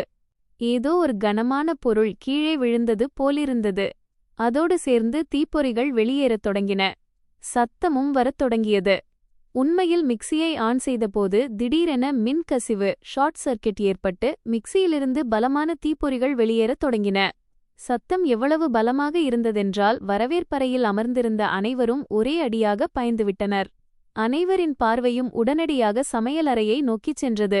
அடுத்த கணமே ரியா பயந்து போய் சமையலறையிலிருந்து ஓடி வெளியே வந்தாள்.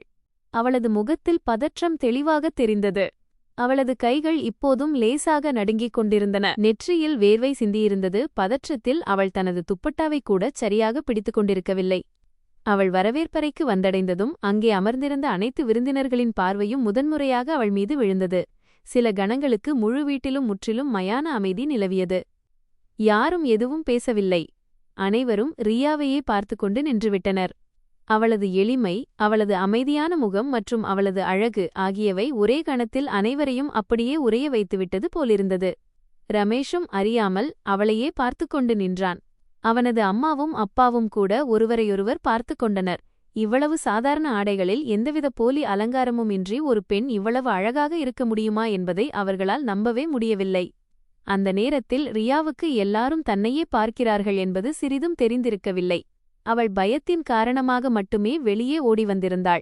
ஆனால் அனைவரின் பார்வையும் தன் மீதுதான் இருக்கிறது என்பதை உணர்ந்ததும் அவள் பதறிப்போய் உடனடியாக தன் துப்பட்டாவை சரிசெய்தாள். தலையை குனிந்து கொண்டு மீண்டும் சமையலறையை நோக்கிச் செல்லத் தொடங்கினாள். அப்போது அம்மா கோபத்துடன் அவளை பார்த்தார். அவளது இந்த தோற்றம் விருந்தினர்களின் முன்னால் வந்தது அவருக்கு சிறிதும் பிடிக்கவில்லை என்பது அவரது கண்களில் தெளிவாக தெரிந்தது. மேலும் அந்த ஒரு தருணம் முழுச் சூழலையும் அப்படி மாற்றிவிட்டது. அதன் தாக்கம் பின்னாளில் எங்கள் அனைவரின் வாழ்க்கையிலும் விழப்போவதாக இருந்தது. ரியா திடீரென்று விருந்தினர்களின் முன்னால் வந்தபோது விருந்தினர்களின் முன்னால் எந்தவொரு அசம்பாவிதமும் நடக்கக்கூடாது என்று நினைத்ததால் அம்மா அந்த நேரத்தில் அவளிடம் எதுவும் சொல்லவில்லை. அவர் உடனடியாக புன்னகைத்துக் கொண்டே, நீங்கள் அனைவரும் நிம்மதியாக அமருங்கள், நான் சென்று என்னவென்று பார்த்துவிட்டு வருகிறேன். ஒருவேளை சமையலறையில் ஏதேனும் கீழே விழுந்திருக்கலாம் என்று கூறினார். இவ்வளவு கூறிவிட்டு அவர் விரைவாக சமையலறைக்குச் சென்றார். உள்ளே சென்றடைந்ததும் அவரது கோபம் வெடித்துச் சிதறியது. அவர் ரியாவின் கையை இறுகப் பிடித்துக்கொண்டு மெதுவாக ஆனால் கோபம் நிறைந்த குரலில், நான் உன்னிடம் விருந்தினர்கள் முன்னால் வரக்கூடாது என்று தெளிவாக கூறியிருந்தேன் அல்லவா? அப்புறம் ஏன் வெளியே வந்தாய்? உனக்கு என்ன வேண்டும்? எல்லாரின் பார்வையும் உன் மீது விழ வேண்டும் என்றா? என்று கேட்டார். ரியா பயத்தில் நடுங்கத் தொடங்கினாள். அவள் அழுது கொண்டே, என்னை மன்னித்து விடுங்கள் அத்தை, மிக்சியில் திடீரென்று தீப்பிடித்து தீப்பொறிகள் வெளியேறத் தொடங்கின. நான் மிகவும் பயந்துவிட்டேன், அதனால்தான் ஓடி வெளியே வந்தேன். என் மீது எந்த தவறும் இல்லை என்று கூறினாள். ஆனால் அம்மா அவளது எந்தவொரு பேச்சையும் கேட்காமல் அவளை தொடர்ந்து திட்டிக்கொண்டே இருந்தார். சிறிது நேரத்திற்குப் பிறகு அவர் தனது முகத்தில் எதுவும் நடக்காதது போல மீண்டும் ஒரு புன்னகையை கொண்டு வந்து திருகி வரவேற்பறைக்குச் சென்று விருந்தினர்களுக்கு இடையே அமர்ந்தார். பிறகு அவர் அன்போடு அனைவருக்கும் சிற்றுண்டியை பரிமாறத் தொடங்கினார். அப்போது ரமேஷின் அம்மா புன்னகைத்துக் கொண்டே, இப்போது சமையலறையிலிருந்து வெளியே வந்தாளே அந்தப் பெண் யார்? பார்ப்பதற்கு மிகவும் அழகாக இருக்கிறாளே என்று கேட்டார். அம்மா ஒரு கணம் கூடத் தயங்காமல், அவள் எங்கள் தூரத்து உறவினரின் மகள். அவளது தாய் தந்தை இப்போது இந்த உலகில் இல்லை. அதனால் நாங்கள் அவளை எங்கள் வீட்டில் வைத்திருக்கிறோம். வீட்டின் சிறிய சிறிய வேலைகளில் உதவி செய்கிறாள் என்று பதிலளித்தார். இதைக் கேட்டதுமே ரமேஷின் அம்மா, அப்படியா? பெண் உண்மையிலேயே மிகவும் அழகாக இருக்கிறாள் என்று கூறினார். அவரது இந்த பேச்சைக் கேட்ட அம்மாவின் முகத்தில் புன்னகை இருந்ததே தவிர உள்ளுக்குள் அவர் இன்னும் அதிகமாக பொறாமையில் வெந்து கொண்டிருந்தார். அவர் பேச்சை மாற்றி வேறு விஷயங்களை பேசத் தொடங்கினார். சிறிது நேரத்திற்குப் பிறகு விருந்தினர்கள் அங்கிருந்து புறப்பட்டுச் சென்றனர். வீட்டின் கதவு மூடியதுமே அம்மாவின் கோபம் மீண்டும் வெடித்தது. அவர் ரியாவை உரத்த குரலில் கூப்பிட்டார். ரியா பயந்து பயந்து அவர் முன்னால் வந்தாள். அடுத்த கணமே அம்மா கோபத்தில் அவளது முகத்தில் ஓங்கி ஒரு அறை விட்டார். அவளால் தன் உடலை சமாளிக்க கூட முடியாமல் நிலைதடுமாறி பின்னால் நகர்ந்தாள். அம்மா தொடர்ந்து அவளை கடுமையாக பேசி காயப்படுத்திக் கொண்டே, உன்னால்தான் இன்று எல்லாரின் பார்வையும் உன் மீது சென்றது. உனக்கு எல்லார் முன்னாடியும் வரவேண்டும் என்று ரொம்ப ஆசைதானே என்று கூறிக்கொண்டிருந்தார். நான் அங்கேயே நின்று இதையெல்லாம் பார்த்து கொண்டிருந்தேன். அன்றுதான் முதன்முறையாக அம்மாவின் இவ்வளவு பயங்கரமான ரூபத்தை நான் பார்த்தேன். உண்மை என்னவென்றால் அம்மா ஏற்கனவே ரியாவின் அழகைக் கண்டு பொறாமைப்பட்டு வந்திருந்தார்.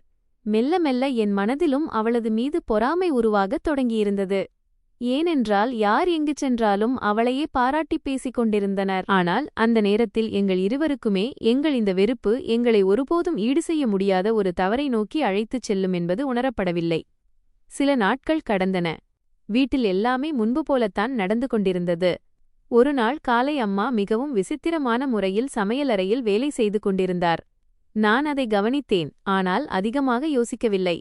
அந்த நேரத்தில் ரியா முற்றத்தில் அமர்ந்து துணிகளை துவைத்துக் கொண்டிருந்தாள். அம்மா வேண்டுமென்றே ஒரு காலி பிரஷர் குக்கரை கேஸ் அடுப்பில் வைத்து கீழே கேஸை பற்ற வைத்தார். ஆனால் அதற்குள் எதுவும் போடவில்லை. பிறகு எல்லாமே இயல்பாக இருப்பது போல அவர் வெளியே வந்துவிட்டார். சிறிது நேரத்திற்குப் பிறகு அவர் ரியாவை கூப்பிட்டு, ரியா, நான் சமையலறையில் சமையல் வைத்திருக்கிறேன். நீ சென்று பார்.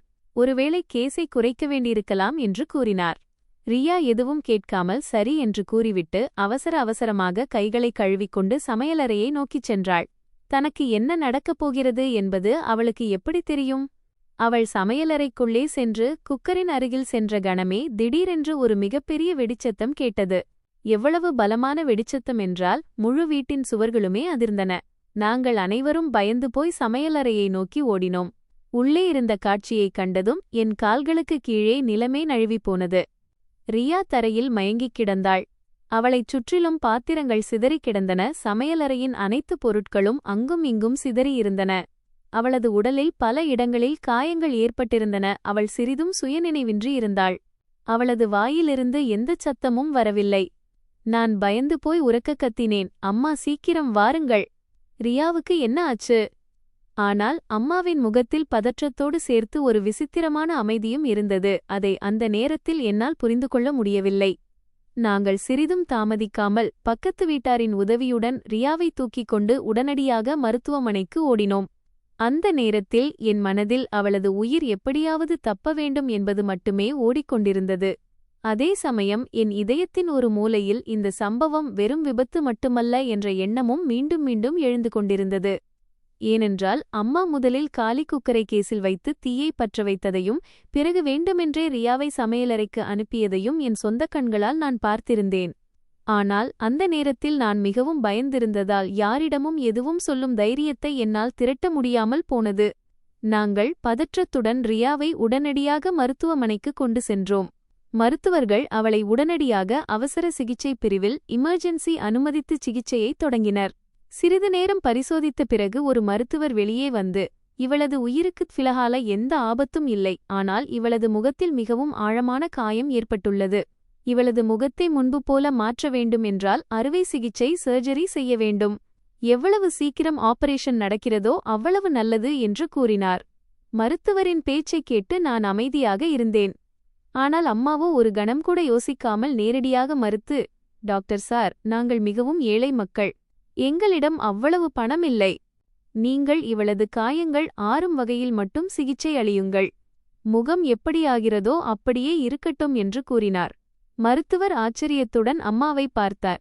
ஏனென்றால் ஒரு பெண்ணின் முகத்தில் ஏற்பட்ட இவ்வளவு பெரிய காயத்தை யாராவது எப்படி அலட்சியப்படுத்த முடியும் என்பது அவருக்கு புரியவில்லை. ஆனால் அம்மா மீண்டும் மீண்டும் தங்களிடம் பணம் இல்லை என்றே கூறிக்கொண்டிருந்ததால் இறுதியில் மருத்துவர் அவளது காயங்களைச் சுத்தம் செய்து கட்டுகளைக் கட்டி தேவையான மருந்துகளையும் எழுதிக் கொடுத்தார். 2 நாட்கள் ரியா மருத்துவமனையில் அனுமதிக்கப்பட்டிருந்தாள். பிறகு அவள் வீட்டிற்கு அழைத்து வரப்பட்டாள். சில நாட்களுக்கு அவளால் சரியாக நடக்கக்கூட முடியவில்லை.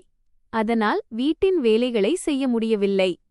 ஆனால் அவளது காயங்கள் ஆறத் தொடங்கி அவளது உடல்நிலை சற்று தேறியதும் அம்மா அவளது வேதனையை பொருட்படுத்தாமல் மீண்டும் முன்பு போல வீட்டின் அனைத்து வேலைகளையும் அவளிடம் வாங்கத் தொடங்கினார். அந்த நேரத்தில் எனக்கோ என் அம்மாவுக்கோ சிறிதும் மனவருத்தம் இருக்கவில்லை. நாங்கள் எவ்வளவு பெரிய தவறைச் செய்திருக்கிறோம் என்றும் ஒரு நிரபராதி பெண்ணுக்கு எவ்வளவு பெரிய அநீதியை இழைத்திருக்கிறோம் என்றும் எங்களுக்கு சிறிதும் உணரப்படவில்லை. ஒருவேளை அந்த நேரத்தில் யாராவது எங்களுக்கு எடுத்துச் சொல்லியிருந்தாலும் நாங்கள் புரிந்து கொண்டிருக்க மாட்டோம். ஏனென்றால் எங்கள் இதயத்தில் பொறாமையும் வெறுப்பும் அந்த அளவிற்கு நிறைந்திருந்தது. இதனால் சரி தவறுக்கு இடையேயான வித்தியாசமே அழிந்து போயிருந்தது. சில நாட்களுக்குப் பிறகு ஒரு நாள் மதியம் வீட்டின் அழைப்பு மணி அடித்தது. அம்மா கதவை திறந்தபோது எதிரே ரமேஷ் தன் தாயுடன் நின்று கொண்டிருந்தான். அம்மாவின் முகத்தில் உடனடியாக புன்னகை வந்தது. ஒருவேளை அவன் வரனை முடிவாக்கத்தான் வந்திருக்கிறான் என்று அவர் நினைத்தார். அவர் மகிழ்ச்சியுடன் இருவரையும் உள்ளே அழைத்து வரவேற்பறையில் அமர வைத்தார். ஆனால் ரமேஷின் பார்வை வீட்டிற்குள் வேலை செய்து கொண்டிருந்த ரியா மீது விழுந்ததும் அவனது முகத்தின் நிறமே மாறிவிட்டது. அவனது கைகள் லேசாக நடுங்கத் தொடங்கின. ரியாவின் முகத்திலிருந்த கட்டுகளின் தழும்புகளையும் காயங்களின் வடுக்களையும் கண்டதும் அவனது கண்களில் ஆச்சரியமும் துயரமும் தெளிவாகத் தெரிந்தன. அவன் மெல்ல ரியாவை நோக்கிச் சென்று தழுதழுத்த குரலில், "உனக்கு என்ன ஆச்சு? என்ன நடந்தது?" என்று கேட்டான். பிறகு அவன் உடனடியாக அம்மாவை பார்த்து, "ஆண்டி, நான் உங்களிடம் ஒரு முக்கியமான விஷயத்தை பேச வேண்டும்" என்று கூறினான். அம்மாவுக்கு அவன் என் திருமணத்திற்கு சரி சொல்லத்தான் போகிறான் என்ற முழு நம்பிக்கை இருந்தது. ஆனால் அடுத்த கணமே அவன் கூறியதைக் கேட்டு நாங்கள் அனைவரும் அப்படியே உறைந்து போனோம். அவன், "நான் இன்று இங்கு உங்கள் மகளின் வரனை பேசி முடிக்க வரவில்லை. நான் ரியாவை என்னுடன் அழைத்துச் செல்ல வந்திருக்கிறேன்" என்று கூறினான். அம்மாவுக்கு தன் காதுகளையே நம்ப முடியவில்லை. அவர் கோபத்துடன், "நீ என்ன பேசுகிறாய்?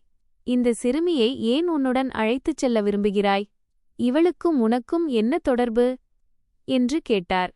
ரமேஷ் பயமின்றி, "நான் ரியாவை விரும்புகிறேன், நான் இவளையே திருமணம் செய்து கொள்ள விரும்புகிறேன்" என்று பதிலளித்தான். இவ்வளவு கூறிவிட்டு அவன் ரியாவை நோக்கி திரும்பி மிகவும் அன்பாக, "ரியா, உனக்கு விருப்பம் என்றால் நீ இப்பொழுதே என்னுடன் வரலாம். உன்னை இனி ஒரு கணம் கூட இந்த வீட்டில் விட்டுச் செல்ல நான் விரும்பவில்லை" என்று கூறினான். ரியா ஆச்சரியமும் துயரமும் நிறைந்த பார்வையுடன் அவனை பார்த்தாள். அவளால் எதையுமே புரிந்து கொள்ள முடியவில்லை. அப்போது அம்மா கோபத்தில் அவர்கள் முன்னால் வந்து நின்று, "எங்கள் வீட்டிற்கு வந்து எங்கள் வீட்டு வேலைக்காரியை உன்னுடன் அழைத்துச் செல்ல உனக்கு எவ்வளவு தைரியம்? நீ எங்கள் மகளை திருமணம் செய்ய வந்திருக்கிறாய் என்று நாங்கள் நினைத்தோம். ஆனால் நீ இங்கு வேறு ஏதோ விளையாட்டு விளையாடுகிறாய். உனக்கு வெட்கமாக இல்லை? எங்கள் வீட்டு வேலைக்காரியை உன் வீட்டு மருமகளாக்க விரும்புகிறாயா? அப்புறம் ரியா, உனக்கும் வெட்கமாக இல்லை? நீ உனது சொந்தச் சகோதரியின் வாழ்வையே அழிக்க முயன்றாயா?" என்று கத்தினார். அப்போது நானும் கோபத்துடன், "ஆமாம், நான் உன்னை எப்போதும் என் சகோதரியாக நினைத்தேன். நீ எங்களுக்கு இப்படிச் செய்துவிட்டாயே" என்றேன்.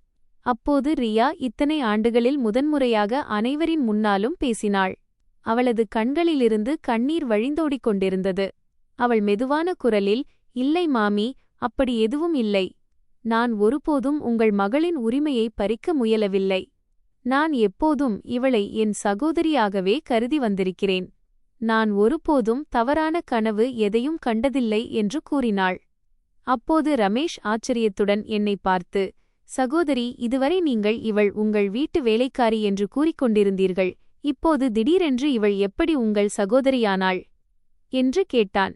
அவன் பேச்சைக் கேட்டதும் அறை முழுவதும் மயான அமைதி நிலவியது. அப்போது ரியா நடுங்கும் குரலில் தன் முழு கதையையும் கூறினாள். அவள், "இவர்கள் என் சொந்த மாமி. பல ஆண்டுகளுக்கு முன்பு என் தந்தைக்கு புற்றுநோய் ஏற்பட்டு அவர் இறந்துவிட்டார். அதற்குப் பிறகு என் தாய்மாமன் என் தாயையும் என்னையும் தன் வீட்டிற்கு அழைத்து வந்தார். ஆரம்பத்தில் மாமி எங்களிடம் நன்றாகத்தான் நடந்து கொண்டார். ஆனால் மெல்ல மெல்ல எல்லாமே மாறியது. அவர்கள் என் படிப்பை நிறுத்தினர். என்னை வீட்டின் வேலைக்காரியாக்கி வைத்தனர். பிறகு சில காலத்திலேயே என் தாயும் நோயினால் இந்த உலகத்தை விட்டு பிரிந்துவிட்டார். அன்றிலிருந்து நான் இந்த வீட்டில்தான் வாழ்ந்து வருகிறேன். நீங்கள் எதை பார்க்கிறீர்களோ அதுதான் என் வாழ்க்கை" என்று கூறினாள். அவளது பேச்சைக் கேட்டதுமே ரமேஷின் கண்கள் கலங்கின. அவன் நடுங்கும் கரங்களால் தன் பையிலிருந்து ஒரு பழைய புகைப்படத்தை எடுத்து ரியாவின் முன்னால் வைத்து, "உனக்கு இந்த பெண்ணை அடையாளம் தெரிகிறதா?" என்று கேட்டான். ரியா அந்த புகைப்படத்தை கையில் எடுத்தாள். அதை பார்த்ததுமே அவளது கண்கள் கலங்கின. அவள், "ஆமாம், இது நான்தான். இது என் சிறுவயது புகைப்படம்" என்று கூறினாள். அப்போது ரமேஷ் புன்னகைத்துக்கொண்டு, "என் பெயர் இப்போது ரமேஷ். ஆனால் சிறுவயதில் அனைவரும் என்னை ராஜு என்று அழைப்பார்கள். என்னை மறந்துவிட்டாயா? நான் உன் அண்டை வீட்டுக்காரன். நாம் இருவரும் தினமும் ஒன்றாக விளையாடுவோம்" என்று கூறினான். "நீதானே பெரியவளான பிறகு ஒருபோதும் ஒருவரை ஒருவர் விட்டுப் பிரியக்கூடாது என்று கூறினாய்." ரியா சில கணங்கள் அவனையே பார்த்து கொண்டிருந்தாள். பிறகு அவளது கண்களிலிருந்து தொடர்ந்து கண்ணீர் வழிந்தோடியது. அவள் அவனது கரங்களை பிடித்துக்கொண்டு, "ராஜு, நீ இத்தனை ஆண்டுகளுக்குப் பிறகு இங்கேயா? நீ மேல்படிப்பிற்காக வெளிநாடு சென்றுவிட்டாய் அல்லவா?" என்று கேட்டாள். ரமேஷ் தலையசைத்து, "ஆமாம், நான் படிப்பிற்காக அமெரிக்காவிற்குச் சென்றிருந்தேன். அங்கேயே என் படிப்பை முடித்துவிட்டு மீண்டும் இந்தியாவிற்கு திரும்பி வந்தேன். இப்போது நான் ஒரு ஐடி நிறுவனத்தில் மென்பொருள் பொறியாளராக சாஃப்ட்வேர் இன்ஜினியர் இருக்கிறேன். நான் உன்னை எவ்வளவோ தேடினேன். உனது பழைய வீட்டிற்குச் சென்றேன். அங்கே உனது தந்தை மறைந்துவிட்டதாகவும் நீ உனது தாயாருடன் எங்கோ சென்றுவிட்டதாகவும் தெரியவந்தது. மிகவும் தீவிரமாக தேடிய பிறகு நீ உனது மாமி வீட்டில் வசிப்பதாக யாரோ கூறினார்கள். அதற்காகத்தான் நான் இங்கு வந்தேன். அன்றைய தினம் முதன்முறையாக உன்னை பார்த்தபோதே நான் உன்னை உடனடியாக அடையாளம் கண்டுகொண்டேன். ஆனால் நீ என்னை ஏறெடுத்தும் பார்க்காமல் மீண்டும் சமையலறைக்குச் சென்றுவிட்டாய். உனது வாழ்க்கையில் ஏதோ தவறு நடந்துள்ளது என்பதை நான் புரிந்து கொண்டேன். ஆனால் உனக்கு இவ்வளவு பெரிய அநீதி இழைக்கப்பட்டிருக்கும் என்று நான் எதிர்பார்க்கவில்லை. இனி உன்னை இந்த வீட்டில் ஒரு கணம் கூட இருக்க விடமாட்டேன். உனக்கு சம்மதம் என்றால் என்னுடன் வா என்று கூறினான். ரியா தன் வாழ்நாள் முழுவதையும் துயரத்திலும் அவமானத்திலும் கழித்த அந்த வீட்டை ஒருமுறை பார்த்தாள். பிறகு அவள் அமைதியாக தன் கரங்களை ரமேஷின் கைகளில் வைத்து அவனுடன் புறப்பட்டுச் சென்றாள். அம்மாவும் நானும் அவர்கள் செல்வதை வெறுமனே பார்த்து கொண்டு நின்றோம். அந்த நேரத்தில் பேசுவதற்கு எங்களிடம் ஒரு வார்த்தை கூட இருக்கவில்லை. சில காலத்திற்குப் பிறகு ரமேஷும் ரியாவும் திருமணம் செய்து கொண்டதாகவும் இப்போது இருவரும் ஒருவருக்கொருவர் மிகவும் மகிழ்ச்சியாக வாழ்வதாகவும் மக்கள் மூலம் எங்களுக்கு தெரியவந்தது. ரியா சிறுவயதிலிருந்தே எந்த மரியாதையையும் அன்பையும் எதிர்பார்த்து கொண்டிருந்தாளோ அதை ரமேஷ் அவளுக்கு கொடுத்தான். முதன்முறையாக அவளது வாழ்க்கையில் துன்பங்களுக்கு பதிலாக மகிழ்ச்சி இடம் பிடித்தது. மறுபுறம் நானும் அம்மாவும் நாங்கள் செய்த ஒவ்வொரு தவறான செயலையும் நினைத்து அமைதியாகிவிட்டோம். ஏனென்றால் இப்போது மிகவும் தாமதமாகிவிட்டது. பிறகு மெல்ல மெல்ல காலம் கடந்து கொண்டிருந்தது. ரியா தன் புதிய வீட்டில் தன் புதிய வாழ்க்கையை தொடங்கியிருந்தாள். நாங்கள் எங்கள் வாழ்க்கையில் மூழ்கியிருந்தோம். நாங்கள் ஒருபோதும் அவளைச் சந்திக்க முயலவில்லை. அவளிடம் மன்னிப்பும் கேட்கவில்லை. ஒருவேளை எங்கள் தவறை நாங்கள் ஒப்புக்கொள்ளாத அளவிற்கு எங்களிடம் அகந்தை இருந்திருக்கலாம். சில நேரங்களில் தெருவிலுள்ள மக்கள் அவளைப் பற்றி பேசுவார்கள். அவள் தன் கணவருடன் மிகவும் மகிழ்ச்சியாக இருப்பதாகவும் அவளது கணவன் அவள் மீது மிகுந்த அன்பு வைத்திருப்பதாகவும் கூறுவார்கள். அவளது மாமியார் மாமனாரும் அவளை தங்கள் சொந்த மகளைப் போலவே நடத்துகிறார்கள் என்றும் கூறினார்கள். எல்லாவற்றிற்கும் மேலாக அவளது முகத்தில் எஞ்சியிருந்த காயத்தின் தழும்புகளை யாரும் ஒருபோதும் கேலி செய்யவில்லை. அந்த வடுக்களை நினைவூட்டி அவளை யாரும் தாழ்த்தி பேசவில்லை. மாறாக அனைவரும் அவளுக்கு தைரியமூட்டி எப்போதும் அவளுக்கு துணையாக நின்றனர். இந்த பேச்சுக்களையெல்லாம் கேட்கும்போது அம்மாவும் நானும் உள்ளுக்குள் பொறாமையில் வெந்து கொண்டிருப்போம். இவ்வளவு துன்பங்களை கொடுத்த பிறகும் அவளது வாழ்க்கை எப்படி இவ்வளவு சிறப்பாக அமைந்தது என்று எங்களுக்கு தோன்றும். ஆனால் சிறிது நேரத்திற்குப் பிறகு நாங்கள் அந்த விஷயங்களை மறந்து அவரவர் வேலையில் மூழ்கிவிடுவோம். மறுபுறம் அம்மா என் திருமணத்தைப் பற்றி கவலைப்படத் தொடங்கினார். அவர் எனக்காக எல்லா இடங்களிலும் வரன் தேடிக் கொண்டிருந்தார். ஆனால் ஏனோ எந்த வரனும் முடிவாகவில்லை. பலர் என்னை பார்த்துவிட்டுச் செல்வார்கள். சிலர் ஏதேனும் ஒரு சாக்குப்போக்கு சொல்லி மறுத்துவிடுவார்கள். நீண்ட காலத்திற்குப் பிறகு இறுதியாக ஒரு வரன் வந்தது. மாப்பிள்ளை ஒரு நல்ல நிறுவனத்தில் மேலாளராக இருந்தார். அவனது வேலையும் நன்றாக இருந்தது. குடும்பமும் சிறப்பாக இருந்தது. அம்மா அதிக தாமதமின்றி வரனை முடிவாக்கினார். வீட்டில் திருமண ஏற்பாடுகள் தொடங்கின. என் வாழ்க்கையும் சிறப்பாக அமையப்போகிறது என்று நினைத்து அம்மா மிகவும் மகிழ்ச்சியாக இருந்தார். ஒரு நாள் நானும் அம்மாவும் திருமணத்திற்கான பொருட்களை வாங்கிவிட்டு வீட்டிற்கு திரும்பினோம். திருமணத்தின் காரணமாக வேலைகள் அதிகமாகிவிட்டதால் வீட்டிற்கு உதவிக்காக 2 வேலைக்கார பெண்களை அமர்த்தியிருந்தோம். அம்மா சோஃபாவில் அமர்ந்து என்னிடம் சற்று சமையலறையிலிருந்து 1 டம்ளர் தண்ணீர் எடுத்துக்கொண்டு வா என்று கூறினார். நான் அவருக்காக தண்ணீர் கொண்டு வருவதற்காக சமையலறைக்குச் சென்றேன். அந்த நேரத்தில் கேஸில் ஏதோ வைக்கப்பட்டு அதன் சுடர் எரிந்து கொண்டிருந்தது. நான் அந்த பக்கம் கவனம் செலுத்தவில்லை. நான் தண்ணீர் டம்ளரில் தண்ணீரை நிரப்பத் தொடங்கிய உடனேயே திடீரென்று என் துப்பட்டா கேஸின் தீச்சுடரில் பட்டுவிட்டது. முதலில் எனக்கு எதுவும் புரியவில்லை. ஆனால் பார்ப்பதற்குள்ளேயே தீ முழு துப்பட்டாவிலும் பரவி பிறகு என் ஆடைகளுக்கும் பரவியது. நான் புரி தரக பயந்து போய் உரத்த குரலில் கத்தத் தொடங்கினேன். அம்மா, என்னை காப்பாற்றுங்கள், என்னை காப்பாற்றுங்கள், நான் எரிகிறேன்.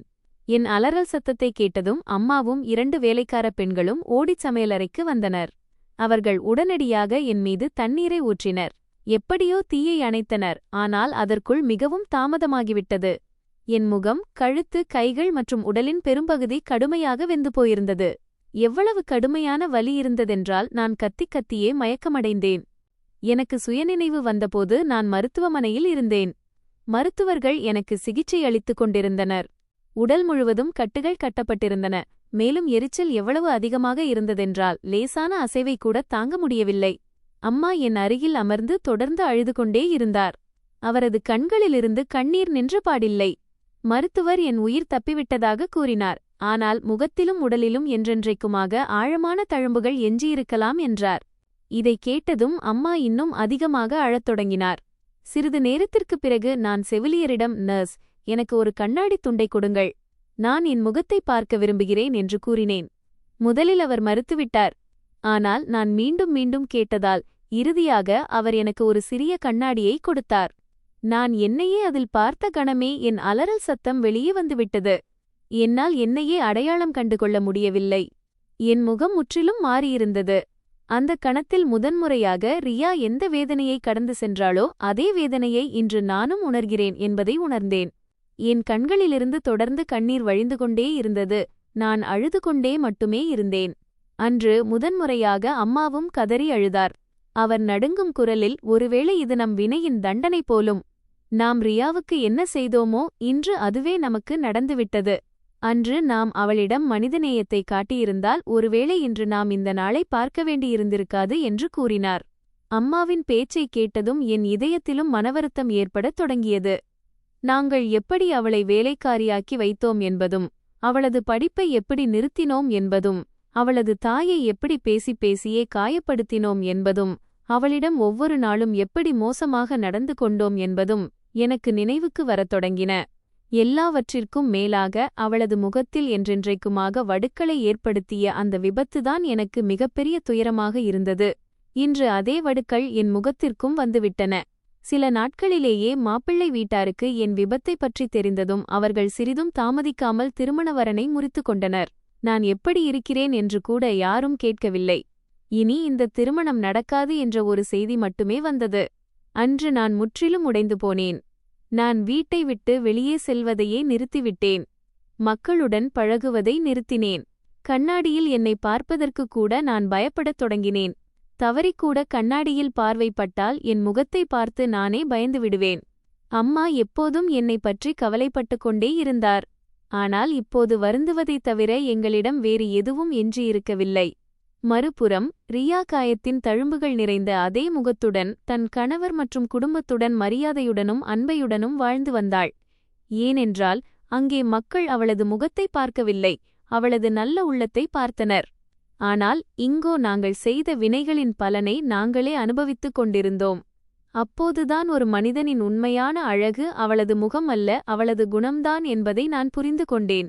நாம் ஒரு நிரபராதிக்கு தீங்கு விளைவித்தால் எவ்வளவு தாமதமானாலும் ஒரு நாள் அதற்கான கணக்கு கண்டிப்பாக வந்தே தீரும்.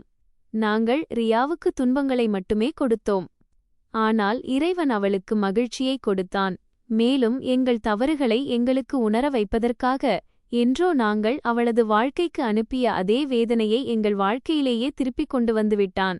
நண்பர்களே, யாருக்காவது அநீதி இழைப்பதற்கு முன் ஒருமுறை கண்டிப்பாக யோசியுங்கள். ஏனென்றால் காலம் மாறுவதற்கு அதிக நேரம் ஆகாது.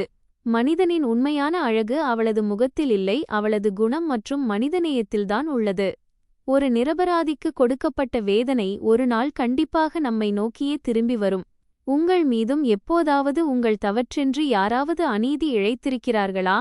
ஆம் என்றால் உங்கள் கதையை கமெண்டில் கண்டிப்பாக எங்களுக்கு தெரியப்படுத்துங்கள். மேலும் உங்களுக்கு எங்களது இதுபோன்ற இதயத்தை தொடும் கதைகள் பிடித்திருந்தால் வீடியோவை லைக் செய்யவும் சேனலை சப்ஸ்கிரைப் செய்யவும் மறக்காதீர்கள்.